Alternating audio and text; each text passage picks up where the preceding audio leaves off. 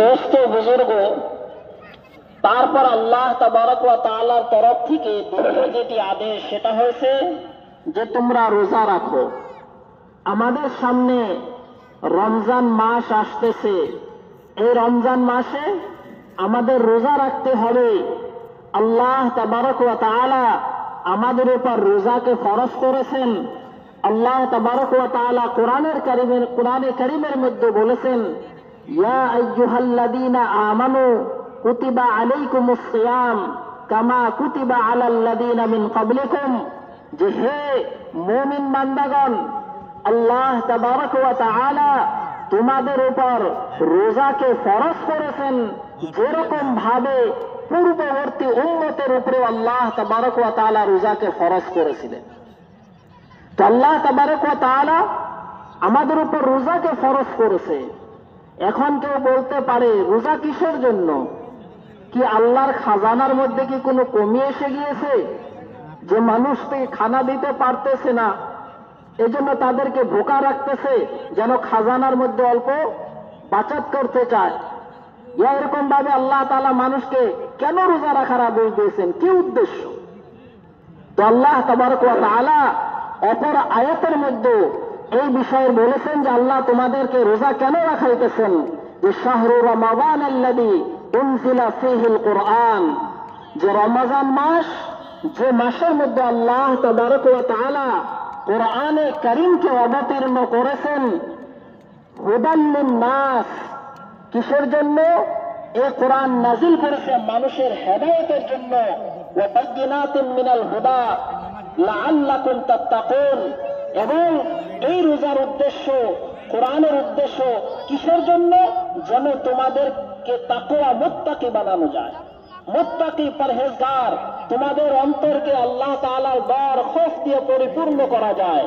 মানুষকে রোজা রাখার উদ্দেশ্য তাদেরকে ভোকা রাখানো নয়, ক্ষুধার্ত অবস্থায় রাখানো নয়, বরঞ্চ আল্লাহ তাআলার ভয় ডর, আল্লাহর মুহাব্বত, আল্লাহর সম্পর্ক তাদের সঙ্গে পয়দা করার জন্য।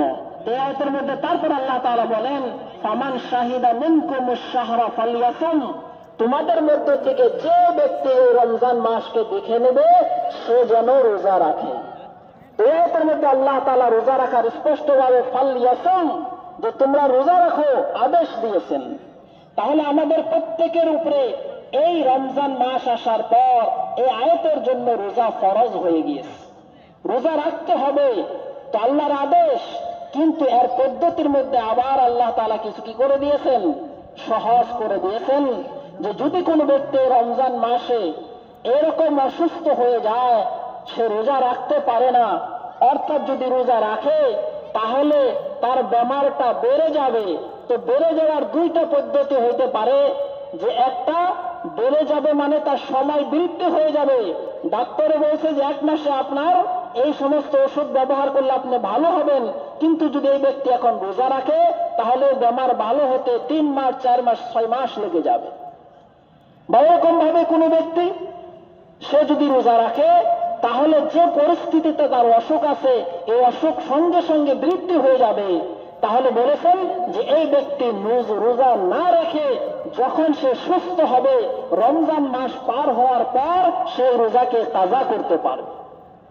কিন্তু দেখেন আল্লাহ তাবারক ওয়া তাআলার মেহেরবানি, যে যদি কোনো ব্যক্তি এরকম উযরের জন্য রোজা রাখতে পারেনি, পরে সে কাজা করতেছে, তাহলে মনে রাখবেন যে রমজান মাসে রোজা রাখলে যে সওয়াব আল্লাহ তাবারক ওয়া তাআলা তাকে দান করতেন, তাহলে সে যখন কাজা করবে ওই সময় আল্লাহ তাবারক ওয়া তাআলা তাকে পরিপূর্ণ সওয়াব দান করবেন। কিন্তু উযর, অর্থাৎ এই রোজাকে না রাখার উযর, মাথা বিষ করছে রোজা রাখলাম না, পেটে ব্যথা করছে রোজা রাখলাম না, এগুলো উযর নয়।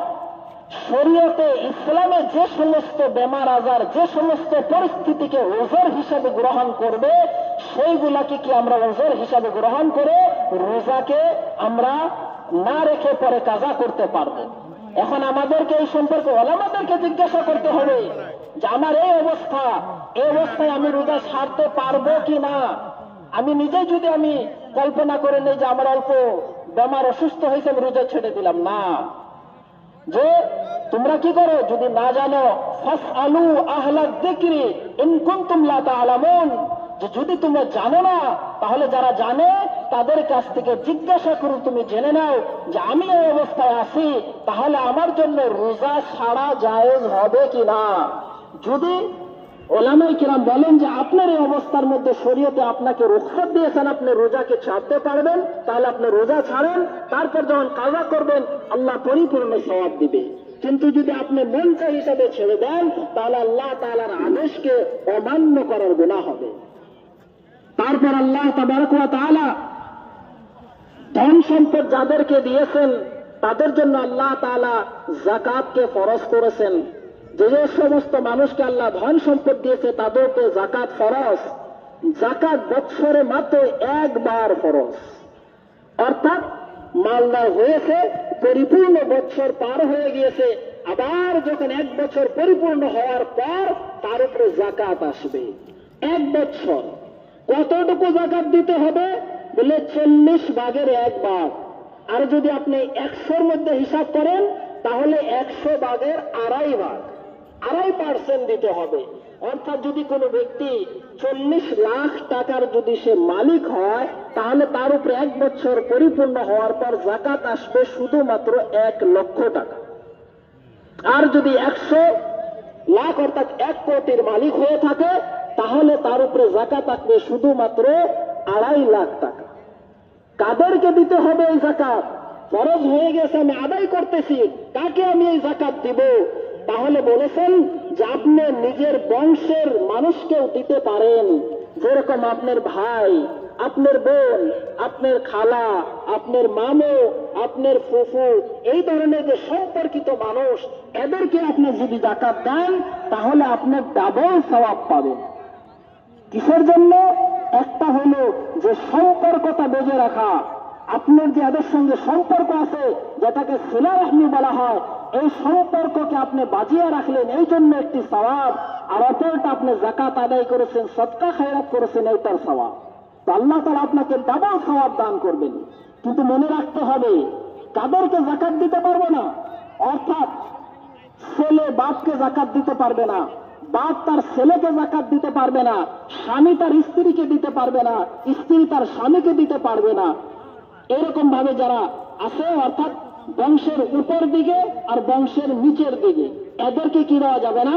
যাকাত দেওয়া যাবে না। এছাড়া তারপর যদি কোনো ধনবান ব্যক্তি থাকে যে যার উপরে যাকাত ফরজ হয়েছে তাকে আপনি যাকাত দিতে পারবেন না। এরকম ভাবে যদি কোনো সাইয়্যিদ বংশের মানুষ অর্থাৎ আল্লাহ রাসূল সাল্লাল্লাহু আলাইহি ওয়াসাল্লামের বংশের মানুষ হয় তাকেও যাকাত দেওয়া যাবে না।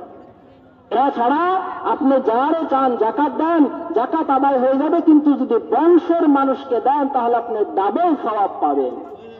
তাহলে এই জন্য আল্লাহ তাআলা আমাদেরকে যাকাত আদায় করার আদেশ দিয়েছেন। তারপর আল্লাহ তাবারক ওয়া তাআলা ধনবান ব্যক্তিদের জন্য আরো একটি ফরজ করেছেন হজ আদায় করার জন্য। যে যে ব্যক্তি ধনবান হয়ে গেছে আল্লাহ তাবারক ওয়া তাআলা তার উপর সারা জীবনে মাত্র একবার হজ ফরজ করেছেন। যদি একজন ধনবান ব্যক্তি সারা জীবনে একবার হজ করে নিলে তাহলে তার হজের ফরজ আদায় হয়ে গেছে, এখন আর তাকে ফরজ আদায় করার জন্য হজ করতে যেতে হবে না। তারপর যদি সে হজ করার জন্য যাচ্ছে এই সমস্ত কিছু তার নফল হয়ে যাবে, ফরজ আর থাকবে না। আল্লাহ তাবারক ওয়া তাআলা আমাদেরকে হজ আদায় করার আদেশ দিয়েছেন, কিন্তু এই সমস্ত বস্তুগুলি আমাদের কি করতে হবে?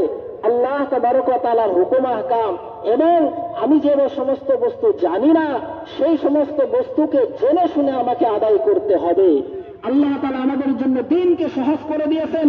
এই দিন আদায় করার জন্য কোনো পুরুষকে মহিলা হতে হবে না, কোনো মহিলাকে পুরুষ হওয়ার দরকার নাই, কোনো সাদা মানুষকে কালো হওয়ার দরকার নাই, কালো মানুষকে সাদা হওয়ার দরকার নাই, ধনী ব্যক্তির গরিবের দরকার নাই, গরিবের জন্য ধনী হওয়ার দরকার নাই। এরকম ভাবে প্রত্যেকজন ব্যক্তি তার হাইসিয়ত অনুযায়ী দিনের উপরে সে চলতে পারবে। আল্লাহ তাআলা দিনের উপরে চলাকে সহজ করে দিয়েছে। যে যে স্তরে আছে, যে পরিস্থিতিতে আছে, সেই পরিস্থিতিতে তার জন্য আল্লাহ তাআলা যেভাবে দিনের উপরে চলার আদেশ করেছেন সেইভাবে সে দিনের উপরে চলবে। তার জন্য অন্য কোনো পন্থা অবলম্বন করার কোনো দরকার নাই। আল্লাহ তাআলা দ্বীনকে সহজ করে নিয়েছে, কিন্তু একটাই শর্ত যে আমরা দ্বীনকে শিখতে হবে, দ্বীনকে বুঝতে হবে, দ্বীনকে সহিশুদ্ধভাবে জানতে হবে।